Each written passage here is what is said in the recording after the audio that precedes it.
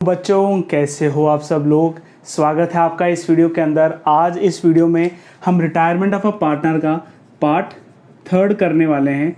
इस पार्ट के अंदर हम revaluation account, partners capital account जो हमने पहले ही सीख रखा है उस पर वापस अपने ध्यान को डालने वाले हैं। तो बच्चों इस वीडियो में हम मेजरली फोकस करेंगे कि गुडविल की पोस्टिंग कैसे होती है, ठीक है ना। मेन हमारा मोटिव ये रहेगा एंड रिवैल्यूएशन अकाउंट एंड जो बाकी के अकाउंट्स है वो बिल्कुल सेम रहेंगे, ठीक है बच्चों। तो बिना किसी देरी के जल्दी से हम इस वीडियो को स्टार्ट करते हैं।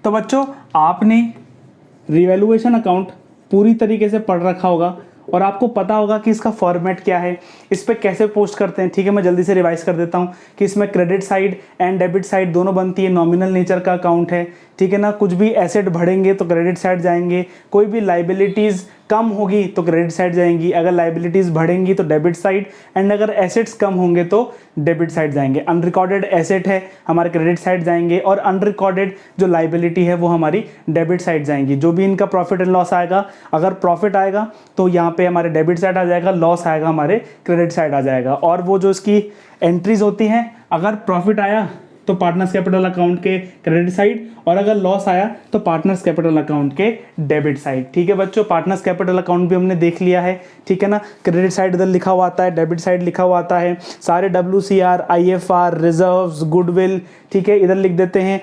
जो भी गुडविल को राइट ऑफ करना होता है वो उसको हम इधर लिख देते हैं। एडवर्टीजमेंट सस्पेंस हम इधर लिख देते हैं, ठीक है बच्चों।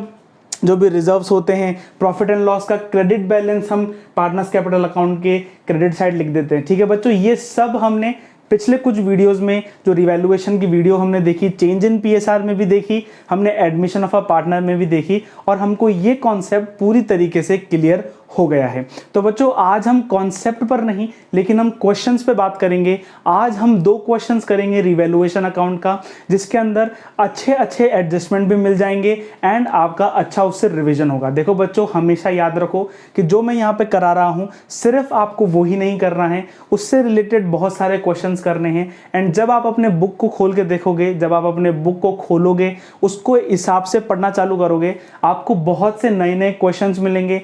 आपको करने का तरीका पता चलेगा जब आप खुद अपने हाथों से नोट्स बनाओगे और YouTube वीडियोस को एज अ हेल्प की तरह आप देखोगे, तब आपको ये बहुत बेनिफिट देने वाले हैं। अगर आप सिर्फ YouTube वीडियो को देखकर एग्जाम लिखने की तैयारी कर रहे हैं तो बच्चों ये आपके लिए गलत है। एज अ टीचर मैं आपको बिल्कुल एडवाइस नहीं करूंगा कि आप सिर्फ YouTube वीडियोस पर रिलाई करें। हाँ, आप टीचर्स को देख सकते हैं जो आपको अच्छा समझाते हैं, उनको आप देख सकते हैं, ठीक है, लेकिन हमेशा सोलली इन वीडियोस पर रिलाय आपको नहीं करना है, ठीक है बच्चों। आपको खुद अपनी बुक से, अपने पेन और अपने कॉपी पर इसको लिख कर प्रैक्टिस करनी है। कॉन्सेप्ट को सिर्फ देखना नहीं है, बोलकर और उसको लिख कर रिकॉल करना है, ठीक है बच्चों। तो जल्दी से हम क्वेश्चन करते हैं। देखो क्वेश्चन आपकी स्क्रीन के ऊपर होगा, जल्दी से क्वेश्चन को पढ़ो। देखो यहाँ पे लिख रखा है XYZ are partners in a firm sharing profits and losses in the ratio 5:3:2। कौन सा रेशो है?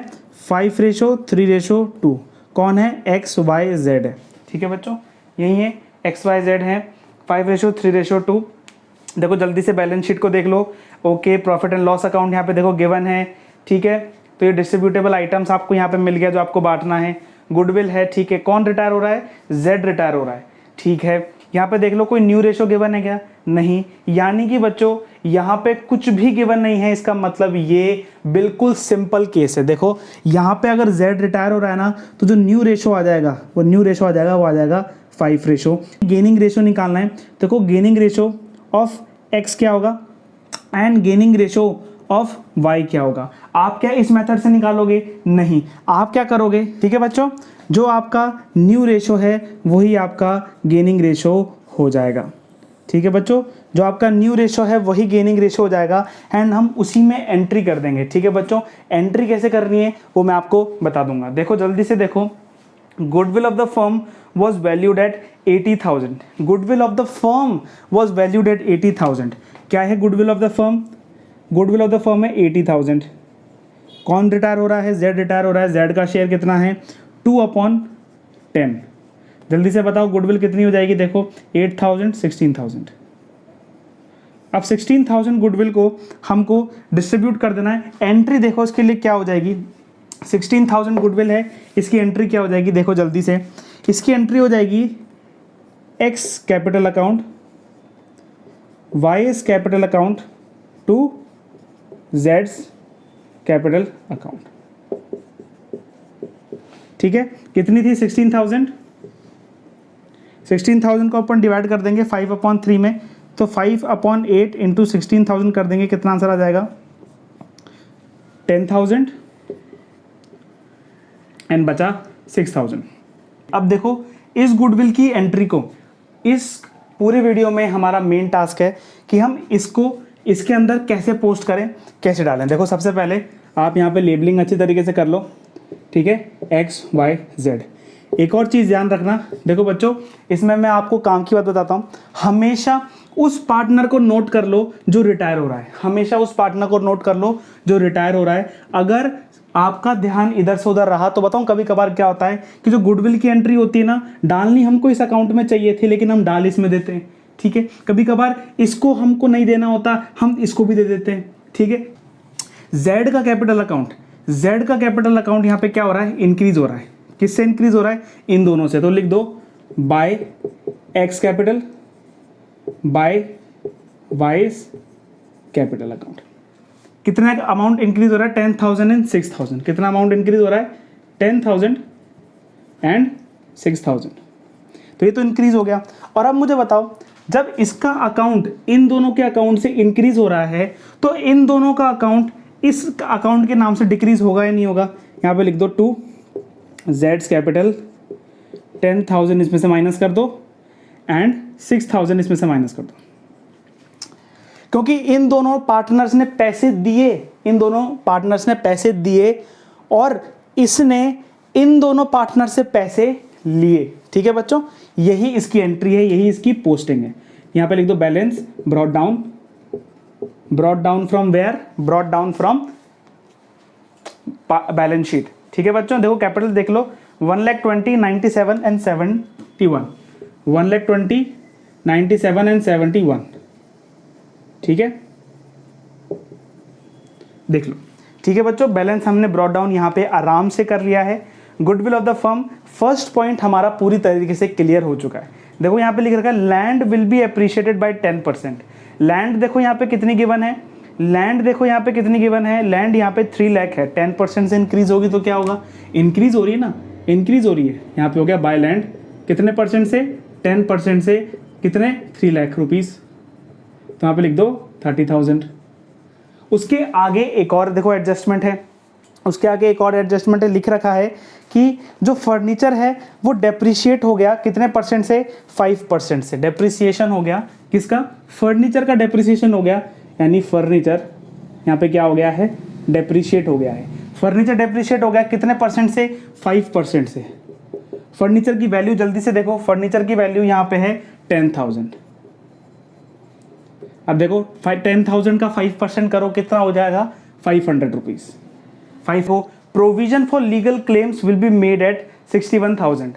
पहले जो प्रोविजन फॉर लीगल क्लेम्स था वो 57,000 था, लेकिन अब हमको कितना करना पड़ रहा है? उसको 61 करना पड़ रहा है, यानी कि हमको 3,500 से प्रोविजन को इंक्रीज करना पड़ रहा है to provision for legal claims. कितने रुपए से? 3,500 रुपीज़ से हम उसको इंक्रीज कर रहे हैं, इसलिए हमने रिवैल्यूएशन अकाउंट के डेबिट साइड इसको लिख दिया है। देखो यहाँ पे लिख रखा है 90,000 from Z capital account will be transfer to his loan account. देखो अब जो यहाँ पे फोर्थ एडजस्टमेंट है, जो यहाँ पे फोर्थ एडजस्टमेंट है, ये एडजस्टमेंट हम सबसे बाद में करेंगे। देखो ये पे हमने पूरा तरीके से कर लिया है। जल्दी से सारे अकाउंट्स को हम क्लोज कर देते हैं। 30,000 यहाँ पे ले लो एंड 30,000 यहाँ पे ले लो, ठीक है। कितना बचा? 4,000 अगर हम कट यहाँ से रिड्यूस कर देंगे तो बचा 26,000। 26,000 को to profit revaluation gain transfer to partners capital account of X Y and Z. Z को भी यहाँ पे रिवैल्यूएशन मिलेगा, क्योंकि पहले तो वो पार्टनरशिप का ही हिस्सा था, बाद में छोड़ के जा रहा है, लेकिन फिर भी हम उसको रिवैल्यूएशन देंगे। ओल्ड देखो क्या है? इसके हिसाब से हम दे देंगे 26,000 का हाफ कर दो, 26,000 का हाफ कर दो 13,000, ठीक है। 26,000 का 3/10 कर दो, यानी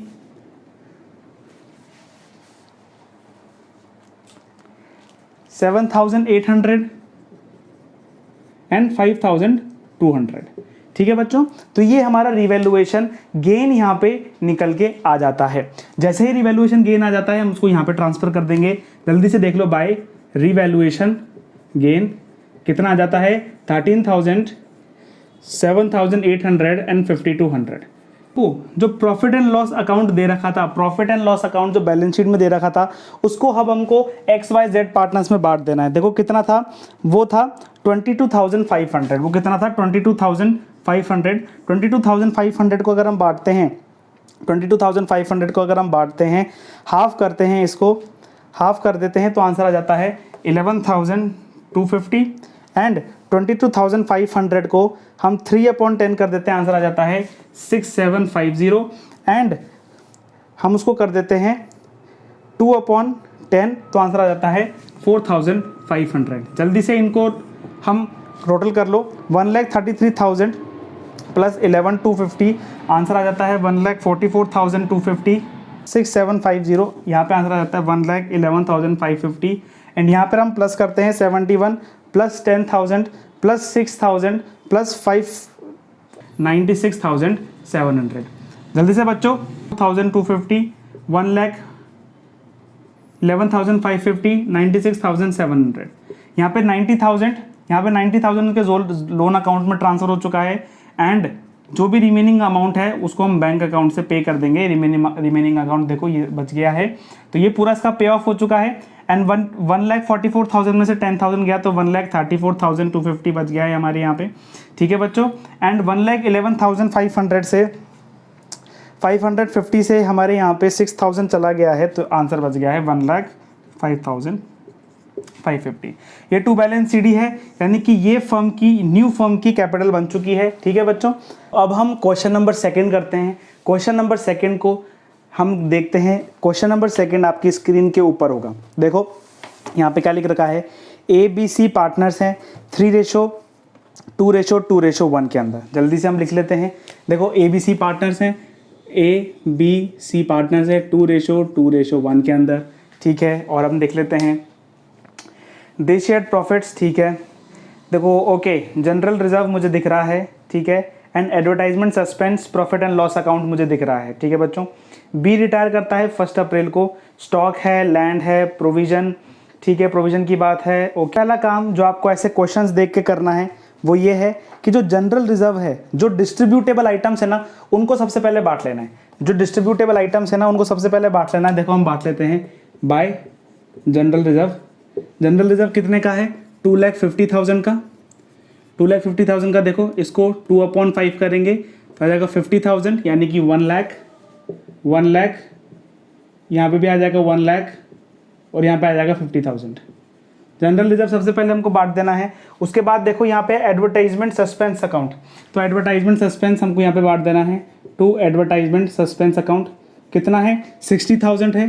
देखो 60,000 है, जल्दी से हम 2/5 कर लेते हैं, 1 to 12,000, यानी कि हो जाएगा 24,000, यहाँ हो जाएगा 24,000, यहाँ पे हो जाएगा 12,000। फिर देखते हैं हमारे पास क्या है, प्रॉफिट एंड लॉस का डेबिट बैलेंस है, टू प्रॉफिट एंड लॉस कर देंगे। प्रॉफिट एंड लॉस का डेबिट बैलेंस है कितना, देखो कितना अमाउंट यहाँ पे गिवन है, यहाँ पे गिवन है 15,000 है। 15,000 को देखो 2/5 कर लो, 3,000 प्लस 2 6,000, तो 6,000 एंड 3,000। सबसे पहले हमने ये काम कर लिया है। उसके बाद हम एडजस्टमेंट पॉइंट्स पढ़ेंगे, एडिशनल पॉइंट्स पढ़ेंगे और हमारी बैलेंस शीट को हम कंप्लीट करेंगे। देखो जल्दी से लिखा है, स्टॉक के बारे में देखो कुछ बोला गया है, स्टॉक के बारे में बोला गया है। तो देखो सबसे पहले हम यहाँ पे कैश लिख लेते हैं। कैश को अंदर लिख लो, कैश है 10,000 अंदर लिख दो, ठीक है। उसके बाद डेटर्स के लिए भी देखो कुछ ना कुछ बोला गया है, तो डेटर्स को भी हम अंदर लिख देते हैं। 6 लाख के डेटर्स हैं, उसको भी अंदर लिख देते हैं। हमेशा एक लाइन छोड़ना, ठीक है बच्चों, एक लाइन हमेशा छोड़ना। स्टॉक के लिए देखो कुछ ना कुछ बोला गया है, तो स्टॉक को भी हम कहाँ करेंगे, हम यहाँ अंदर लिखेंगे 3,40,000, ठीक है। बात यहाँ पे लैंड एंड बिल्डिंग की करी गई है, लैंड एंड बिल्डिंग के बारे में भी एडिशनल पॉइंट है, तो लैंड एंड बिल्डिंग को भी हम अंदर ले आएंगे 10 लाख। ठीक है बच्चों, एंड देखो एडवर्टाइजमेंट सस्पेंस अकाउंट हमने भेज दिया है यहाँ पे, एंड जो P&L का डेबिट बैलेंस यहाँ पे था हमने यहाँ पे बांट दिया है, जनरल रिजर्व यहाँ पे था हमने यहाँ पे बांट दिया है, बैलेंस शीट हमारी पूरी एम्प्टी हो चुकी है, कोई दिक्कत नहीं है। अब देखो सबसे पहले हमको कैपिटल अकाउंट में एंट्री कर देते हैं, बाय बैलेंस ब्रॉट डाउन। जो यहाँ पे कैपिटल अकाउंट लिखे हुए थे उनमें से बैलेंस ले लेते हैं हम। यहाँ पे है 5 लाख, यहाँ पे है 3 लाख एंड 1,50,000, 1,50,000। बच्चों हमने पूरा यहाँ पे काम कर लिया है, एंड कोई भी न्यू रेशो गिवन नहीं है, एंड बी रिटायर हो रहा है, तो जो न्यू रेशो है वो क्या है 2:1, एंड यही गेनिंग रेशो है। ठीक है बच्चों, यही गेनिंग रेशो है। सबसे पहले बोला गया है कि जो स्टॉक, ठीक है बच्चों, यहाँ पे स्टॉक ओवर वैल्यू कर दिया गया है, यानी कि स्टॉक ज़्यादा दिखाया गया है 20,000 से, तो यहाँ पे हो जाएगा 3,20,000। हम 20,000 से कम दिखा देंगे, एंड 20,000 से कम दिखा देंगे तो हम स्टॉक हमारा कम हो गया कितने से, 20,000 से हमारा स्टॉक कम हो गया है। एडिशनल पॉइंट में आप लिख रखा है कि जो लैंड एंड बिल्डिंग है are undervalued by 1 lakh, यानी कि 1 लाख से कम दिखाई गई हैं, तो हम इसको 1 लाख से हम इसको ज़्यादा दिखा देते हैं, 1 लाख से ज़्यादा दिखा देते हैं, कितना हो गया 11 लाख। एसेट बढ़ गए तो यहाँ पे लिख दो बाय लैंड कितना 1 लाख।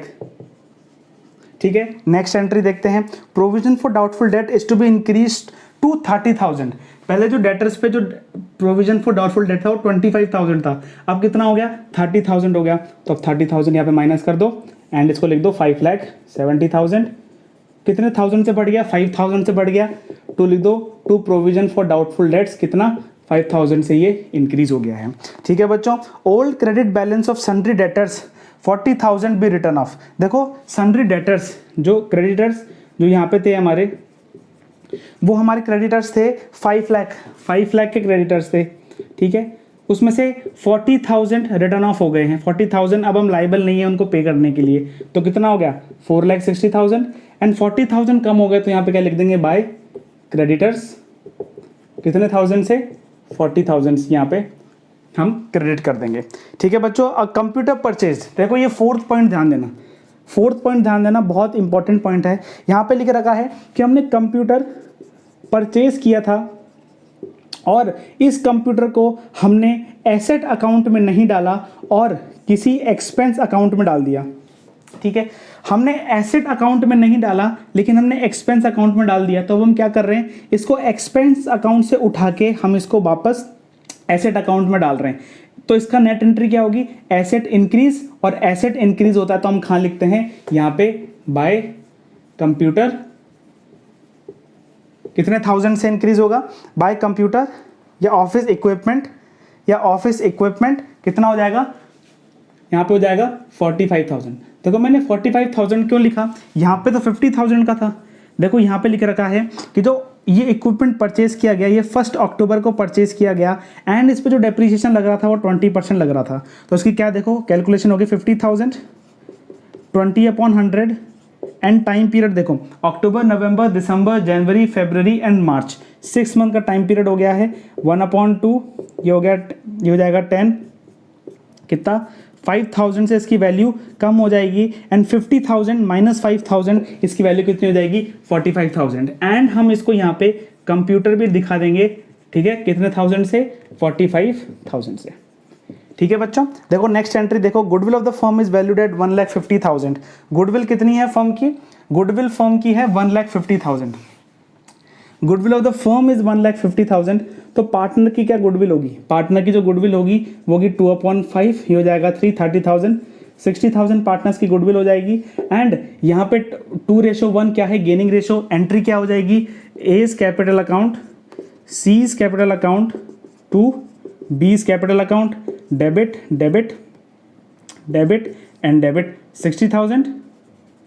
2:1 में करो, इसको करो 2/3, 2 जा 20,000, तो ये हो जाएगा 40,000 एंड 20,000।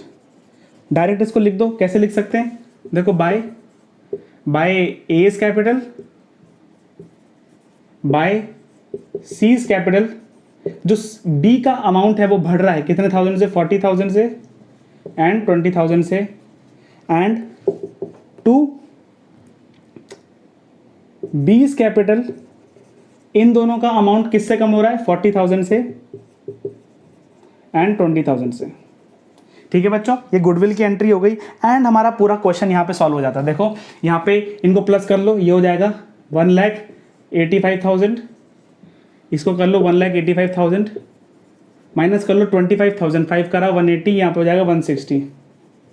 ठीक है, to revaluation profit transfer to capital account of partners A B C, 1,60,000 का नेट प्रॉफिट हो जाएगा। कितने में बढ़ जाएगा? देखो 64,000 एंड 32,000।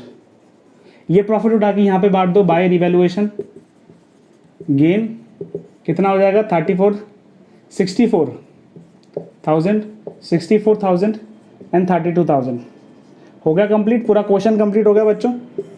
अब देखो यहाँ पे लोन अकाउंट भी लिख रखा है। लोन अकाउंट का मतलब क्या होता है? यानी कि कभी भी पार्टनर का लोन अगर लाइबिलिटी साइड में गिवन है तो उसका मतलब है कि पार्टनर ने जो लोन है हमको दे रखा है। पार्टनर ने लोन किसको दे रखा है? फर्म को दे रखा है, और हम लायबल हैं उसको पे करने के लिए, इसलिए पार्टनर का लोन कहाँ लिख रखा है? लाइबिलिटी साइड लिख रखा है। अगर एसेट साइड लिखा होगा तो क्या होगा? अगर एसेट साइड पार्टनर लोन लिख रखा है तो उसका पार्टनर को लोन दिया है, हमने पार्टनर को लोन दिया है एंड अब पार्टनर लायबल है हमको पैसा देने के लिए। यहाँ पे क्या कहाँ पे आ रहा है? लाइबिलिटी साइड, यानी कि पार्टनर ने फर्म को लोन दिया है और फर्म अब वापस पार्टनर को लोन पे करेगी। देखो अब मुझे बताओ, यहाँ पे आ जाता है B's loan and C's loan. C's loan देखो कितना है? सीज लोन है 1,20,000। ठीक है, एंड टू बैलेंस शीट निकाल लेते हैं। ठीक है, जल्दी से कैलकुलेट करो, जल्दी से कैलकुलेट करो। देखो मैं कैलकुलेशन के लिए जल्दी से बता देता हूं, आएगा 6,64,000, यहाँ पे करो 4,60,000 एंड 64,000 कितना हो जाएगा? 5,24,000 एंड यहाँ पे हो जाएगा 1,50,000 एंड 50,000, 2 लाख और 32,000, 2,32,000, यहाँ पे हो जाएगा 2,32,000। वो यहाँ पे उठ के आ जाएगा 2,32,000, 5,24,000 एंड 6,64,000। जल्दी से बताओ टाटा पीटी करके कितना आंसर बचेगा? यहाँ पे बचेगा, ठीक है, यहाँ पे बचेगा आंसर 5,94,000। देखो बी में कितना बचेगा? जल्दी से बताओ। जो बी का बचेगा वो बचेगा 4,94,000 एंड जो सी का अमाउंट बचेगा 2,32,000 में से सब कुछ माइनस कर देंगे तो आंसर बच जाएगा 1,97,000। अब मुझे बताओ, ये तो बैलेंस शीट है, तो ये है, ये क्या है? टू पार्टनर्स लोन अकाउंट, क्योंकि देखो यहाँ पे लिख रखा है कि जो भी रिमेनिंग अमाउंट है वो पार्टनर के लोन अकाउंट में वो हो जाएगा। तो देखो यहाँ पे 4,94,000 प्लस जो प्रीवियस पार्टनर का लोन अकाउंट था 1,80,000, उसको हम प्लस कर देंगे और यहाँ पे हमारा आंसर आ जाएगा। हमारा देखो आंसर क्या आएगा, जल्दी से जोड़ के बताओ। आंसर आ जाएगा 6,74,000। अगर आप इनको प्लस करोगे तो आपका अमाउंट बिल्कुल सेम आएगा, इनका 10,000 ऐसे यहाँ का यहाँ रहेगा, एंड अगर आप इसको टोटल करोगे तो आपका आंसर बिल्कुल तरीके से मैच हो जाएगा। ठीक है बच्चों, तो आज के लिए बस इतना ही। ठीक है, आपको पता होगा बच्चों कि डेट शीट आउट हो चुकी है। कल हम मोस्ट प्रोबेबली संडे को हम एक स्ट्रैटेजी वीडियो करेंगे जिसके अंदर हम डिसाइड कर रहे होंगे एंड मैं आपसे बात कर रहा हूँगा कि कैसे हमको स्ट्रैटेजी से काम करना है एंड कैसे हमको पढ़ना है इस डेट शीट आउट होने के बाद। ठीक है बच्चों, मिलते हैं नेक्स्ट वीडियो में। टिल देन पढ़ते रहो and take care, good bye, thank you बच्चों।